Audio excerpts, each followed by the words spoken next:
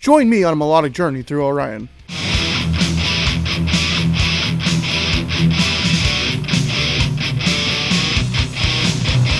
A testament to Cliff's unparalleled legacy. Ever wondered what lies behind Metallica's masterpiece?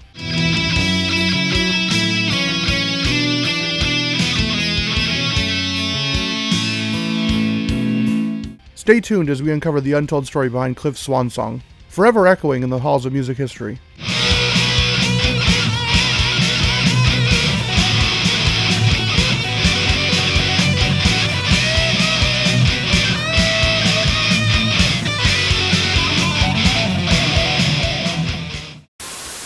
In September of 1985, Metallica geared up for what would be their third album, Master of Puppets. James and Kirk, armed with their new Mesa Boogie amps, were set to fly to Denmark with Lars, and Cliff was nowhere to be found. But the band wasn't worried because he was probably lost in a haze of weed smoke and beer.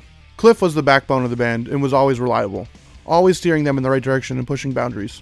Lars may have been the strategist of the band, but Cliff was the heart and soul. He introduced them to new music and challenged them with innovative arrangements. Cliff's creativity knew no bounds, and he was always willing to explore untouched territories.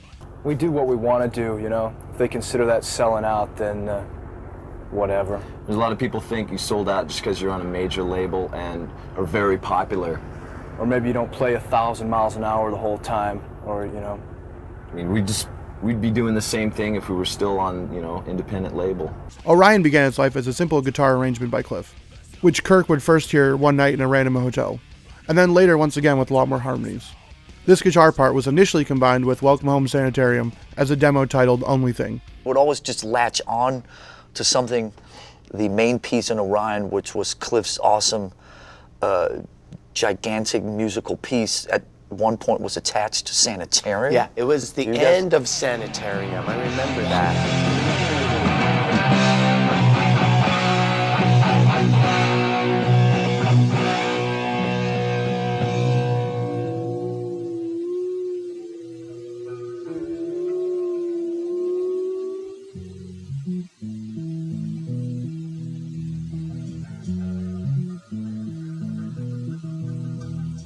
Then when the tracks did diverge, Orion would become an 8-minute epic that we know it as today. When the tracking of Master of Puppets finally happened in 1985, Fleming made sure that Cliff was recording after the guitars, because when he was laying down bass tracks, he would give more of a live feel to the tracks, and they were going for more of a precise guitar tracking. Cliff liked to prep for recording by having a joint and drinking a beer. Oh, dude, tubular. And he absolutely hated using headphones. And I remember Cliff was not a fan of headphones and would stick his bass in another room and he'd jump around in there playing. So you'd see this hair thing jumping up and down in the control room. Headphones would never stay on that head. No, exactly. No So yeah. As soon as you started playing, And we it was had just we this had automatic, we had like a big pair of JBLs that we fired up. I can remember you complaining about him though, because he'd come into at the top of the session. He'd have one hand a beer, another hand a pipe, drink a beer, smoke, and he'd go, I'm ready. Yeah, I'm loose now. All right, we don't want you to lose. We want it tight, God damn it. During the recording of Orion, he would lay down multiple bass tracks to create the delicate harmonies that he wanted. The tracking for the album would last around 4 months and end in December of 1985. Then on March 3rd, 1986, Master Puppets would be released. Unfortunately, Cliff never got to perform Orion live. It would remain untouched until November 13th of 2005, where they would play a shortened version of the song. The song would fully be performed live on June 6, 2006, along with the rest of Master of Puppets, for the 20th anniversary of the album. Since then, it has remained a rarity in live performances, only being performed 83 times. I think its association with Cliff has made it very emotionally challenging for the band to perform live. Despite its scarcity in live performances, it has remained loved by a lot of fans, and has been covered by Mastodon and Dream Theater. And its most major live recording came during the filming of Metallica's Through the Never DVD.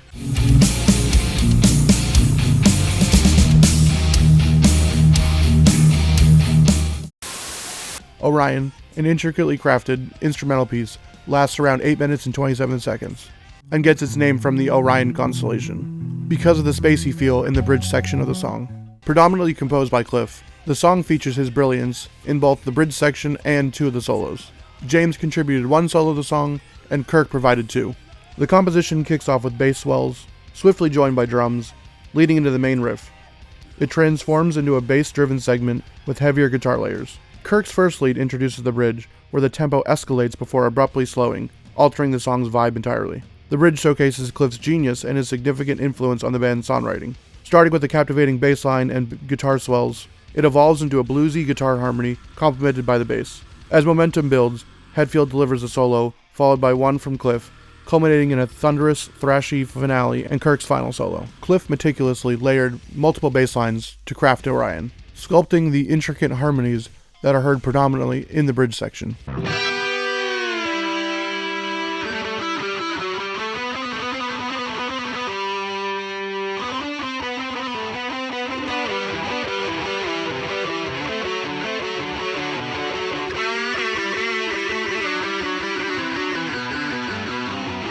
Not only did he compose the bass parts for this part of the song, he also composed all of the guitars and the harmonies for this section, which really showcased his love for guitar playing, because he was seen quite often playing guitar backstage, exploring the various bands that he loved, including Lynyrd Skynyrd. The solos in this song epitomize his genius in Metallica, allowing him to command the spotlight, before seamlessly blending back into the song's fabric, providing a solid backing. James even gets a chance to show off some of his lead work, and Kirk gives some of his best solos on this track, most notably like his second solo, where he builds up to a crescendo, claiming his moment in the spotlight. James recorded the rhythm tracks with his signature signal chain, using a Mesa Boogie Mark II C+, and a Marshall 1960 B cab, and at the end of that signal chain was an Aphex EQ F2, and the guitar he used on this one was his Jackson King V with Seymour Duncan pickups. Fleming Rasmussen actually took really detailed notes for the recording process of this album, so it really helps trying to recreate the tone for all of these tracks. And there are some notes for the tracking of Orion. For this guitar track, I'm using my Harley Benton EX84. It has the EMG 8160 combo that he didn't use on this album, but he would become later famous for. That's all going to my Fluff 2C Plus from ML Sound Lab. I've blended two G12-75 IRs and NADir, one mic with an SM57 and the other one with a 421, adding just a touch of room sound with the NADir to really try and match the tone. At the end of my signal chain, I've got an EQ to shape the tone even further, similar to what they were doing with the Aphex EQ F2. The guitar tone on this track really slightly differs from the rest of the tracks. It's got a little more mid-punch to really help the bass sit well in the song, because Cliff does really take a center stage in most parts in the song, so I think they're really trying to get the guitars to sit more in the mid-range so that Cliff could shine more. The song is only comprised of 5 riffs, but there's a lot of variation with those riffs to keep the song not only fresh, but also very memorable, to hook the listener in and keep them engaged. The main riff of the song, while simple, has become iconic over time.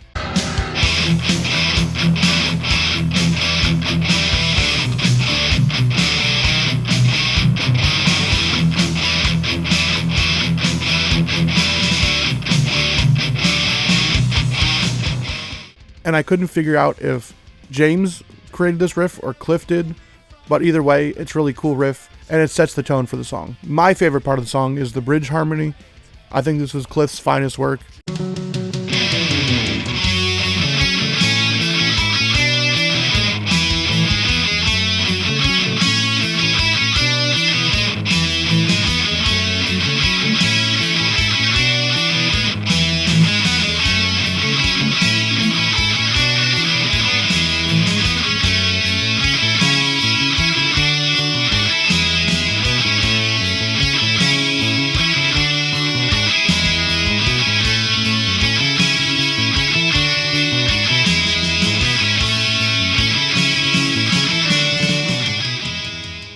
It's just absolutely amazing and a standout moment on the song.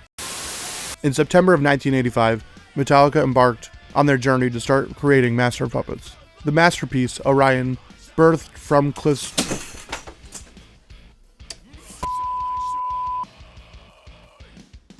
Fuck it. We'll just finish recording.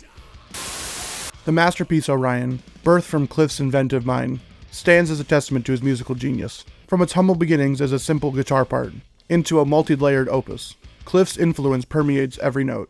His meticulous layering of bass tracks and intricate harmonies in the bridge section demonstrate his unparalleled skill and intricate contributions to the band's sound.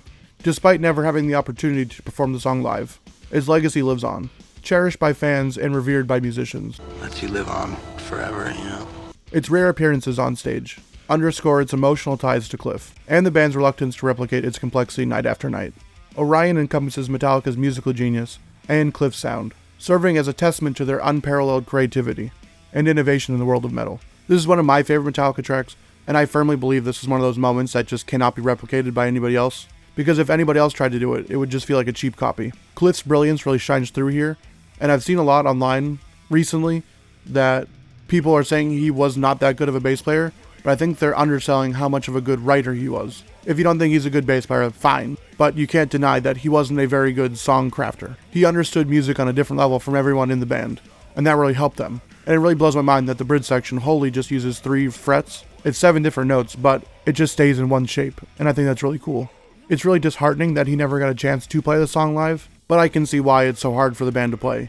James even has a tattoo of the notes from the beginning of the bridge section to honor Cliff, and it really speaks volumes to their reverence for this track. It's the last musical piece they have from Cliff, and they cherish it dearly.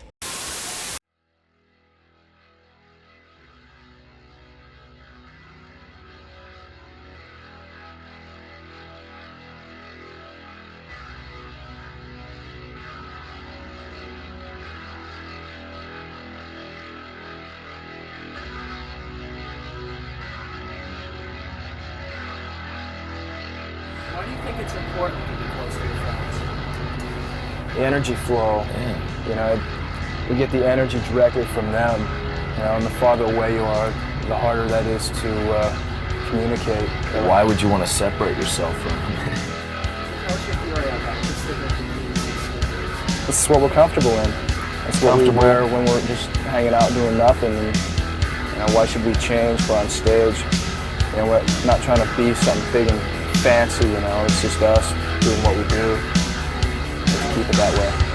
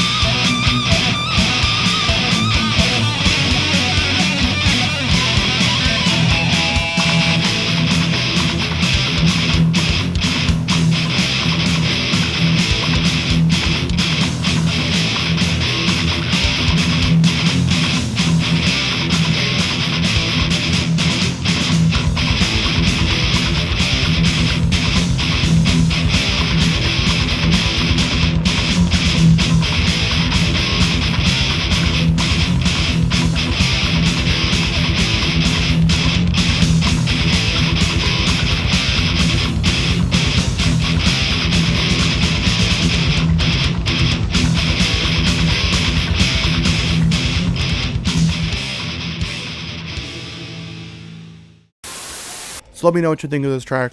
I know a lot of people love this song. I couldn't imagine hating it, but I bet there's some people out there that do. If you like my guitar tone in this video, I have a Patreon where I'm selling guitar tones for HX Stomp. So if you like this one, you want to check out mine. I have one for Master of Puppets on the HX Stomp, and I have one for Injustice for All, and then I created 4 more just generic metal tones. I plan on doing more with Patreon in the future, but this is just my starting point. So if you like any of my guitar tones, you want to head over there, and you can check them out. If you like this video, I think you like this one right here. I took a look at the history behind The Thing That Should Not Be, including the recording process, the themes behind the song, and did a guitar cover of the song. So if you like this video, you might like that one. Thank you for all your continued support. I'll see you in the next video. Peace.